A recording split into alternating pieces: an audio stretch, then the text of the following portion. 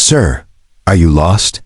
This section is for distinguished guests and active duty command. The sharp, arrogantly confident voice belonged to a young lieutenant commander with a paper-crisp uniform and sunglasses reflecting the bright Coronado sun like twin black mirrors, while an old man in a slightly rumpled gray suit looked up with calm pale blue eyes, holding a folded card.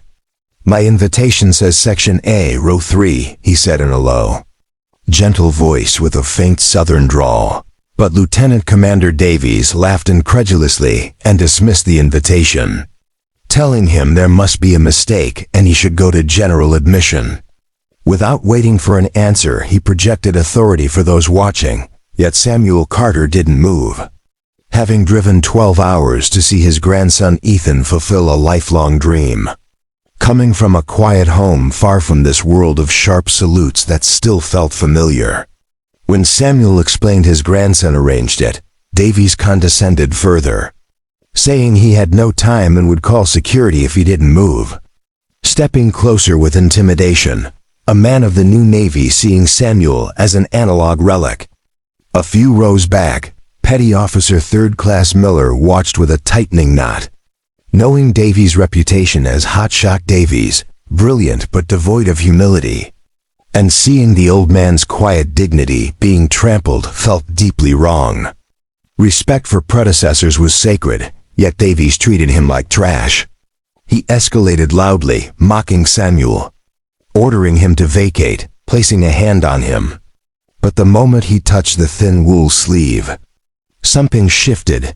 The calm surrounding Samuel made Davies feel off balance as Samuel simply said, "I served," which Davies mocked, insisting this was different and trying to force Samuel up, the jacket sleeve riding up his forearm.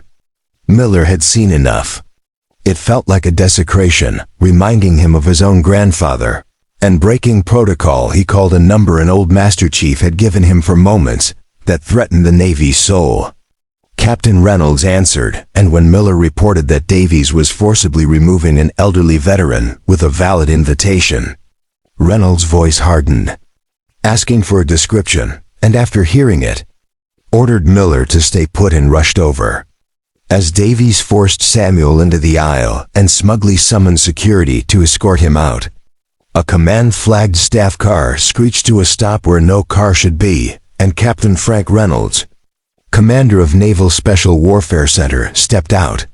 The crowd falling silent and snapping to attention, everyone except Davies, who froze. Reynolds ignored his salute entirely, his granite eyes locking on Samuel, his expression melting into reverence. He strode forward, saluted Samuel with perfect precision, stunning the crowd, and addressed him with deep honor. Samuel nodded and greeted him by name, leaving Davies in utter confusion, his mind scrambling as Reynolds' gaze drifted to where Davies had gripped Samuel's arm, turning cold. Reynolds demanded an explanation in dangerously quiet tones, and Davies stammered that he assumed the invitation was wrong. But Reynolds repeated the word "assumed" like a verdict, telling him he judged Samuel weak and unimportant based on age and clothes. Before gently adjusting Samuel's sleeve with deep respect, he carefully pulled the jacket sleeve back down. But not before everyone, especially Davies, saw the faded tattoo on Samuel's weathered forearm, a coiled serpent wrapped around a trident piercing the skull, with the stark designation U-734 beneath it. Its blurred ink unmistakable and terrifying to those who knew. Captain Reynolds froze for a full second, breath-catching, remembering he had seen that symbol only once in an ultra-classified file. A ghost story whispered among the highest ranks about a unit that never officially existed. "My God," Reynolds breathed, looking from the tattoo to Samuel's calm face. "It's real. The Reapers." His controlled rage sharpened as he turned to address the assembly, though his burning gaze stayed locked on Davies, declaring that while they were there to witness the graduation of elite warriors, they were also standing before the man who wrote the book they studied from. Pointing at Samuel Carter, he announced that this was not merely Mr. Carter, but Samuel the Ghost Carter, the man who existed before the SEALs as they knew them. Before Dev grew, there were men like him. He had been a founding member of ACVSOG, running black ops in places history books would never mention, and a plank owner of Unit 734, the Reapers, a direct action unit with missions so sensitive the files were ordered burned, but instead buried 100 feet underground. The crowd hung in stunned silence, Davies looking ready to faint, as Reynolds pointed out the faded Navy cross inside Samuel's jacket, one of 3 with the others still classified, explaining how Samuel perfected halo jumping when pilots thought it suicide, created the Carter method of room entry still taught at the highest levels, and carried out weeks-long solo reconnaissance missions with nothing but a knife, a rifle, and the steel in his spine. The call sign Ghost wasn't a nickname but a description of a man who slipped into hostile camps, eliminated high-value targets, and vanished before anyone knew he was there, terrifying entire platoons. Reynolds stepped toward Davies, voice dropping to an icy quiet as he said this man had bled more for the country than Davies had sweated, that the ground beneath him was paid for by men like Samuel, and that Davies dared to put his hands on him and call him Pops, shaming the trembling ashen officer before relieving him of command and revoking his instructor position, ordering him to report at 1400 hours and telling him his greatest mission would be finding a new career, because his time in naval special warfare was over. From the ranks, Ethan Carter watched in shock and pride as his quiet grandfather who taught him to fish and fix carburetors was revealed as a legend. And as security guards backed away and Davies stood hollow, Samuel did the unexpected. He placed a gentle, steadying hand on Reynolds' arm, telling him the boy was young, full of pride and fire, and needed guidance, not destruction, urging that he be taught, not snuffed out.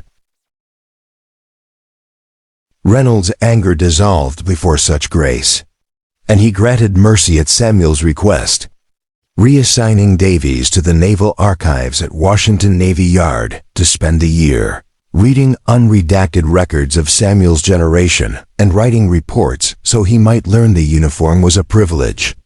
Davies nodded silently and fled in shame.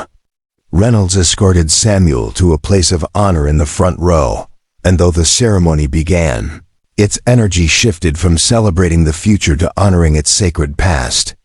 When Ethan received his Trident, he locked eyes with his grandfather and a new understanding passed between them. Later, walking under the setting California sun, Ethan asked why his grandfather never told him he was a hero, and Samuel looked toward the ocean with distant blue eyes, resting a heavy hand on Ethan's shoulder, saying the work was all that mattered, not the medals or stories, and that the quietest men often had the loudest histories because they didn't need to talk. They lived it. He told Ethan to remember substance over style when leading his men, a lesson that struck deeper than anything at Bud S. And Ethan realized he wasn't just a SEAL but the grandson of the Ghost, inheriting not fame but a legacy of quiet, humble, unbreakable service. The stories of true heroes, he reflected, are often the ones never told, reminding us to look past the surface and recognize the greatness that walks quietly among us. If this story reminds you of a quiet hero in your own life, make sure you subscribe and share it so these essential lessons of humility and respect are never forgotten.